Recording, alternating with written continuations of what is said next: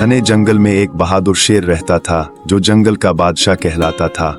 जंगल में तमाम जानवर इससे डरते थे, मगर एक भेड़िया था जो हमेशा मौका ढूंढता कि किसी तरह शेर को हरा दे और खुद जंगल का बादशाह बन जाए। एक दिन भेड़िया शेर के पास आया और कहा, शेर, तुम्हें अपनी ताकत पर बड़ा घमंड है, मगर क्या तुम मुझे हरा सकते हो?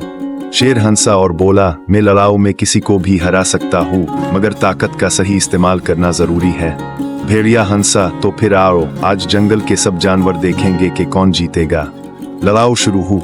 भेड़िया चालाकी से इधर अलिफादेर कूदने लगा ताकि शेर पर हमला करने का मौका मिल सके, मगर शेर तजर्बाकार था। जैसे ही भेड़िया इस पर झपटा, शेर ने एक जबरदस्त पंजा मारा और भेड़िया जमीन पर गिर गया। अब समझ, अलिफाओं के ताकत से ज्यादा अक्ल की जरूरत होती है, शेर ने कहा। भेड़िया शर्मिंदा हो गया और बोला, हाँ, मैंने सीख लिया कि सिर्फ ताकतवर बनने से कुछ नहीं होता, बल्कि अक्ल, बर्दाश्त और ईमानदारी ज्यादा जरूरी है। ताकत अहम होती है, मगर अक्ल और ईमानदारी के बगैर ये बेकार हो सकती है। हमेशा अपनी ताकत का इस्तेमाल नेकी के लिए करे, ना कि गुरूर और तकब्बुर के लिए।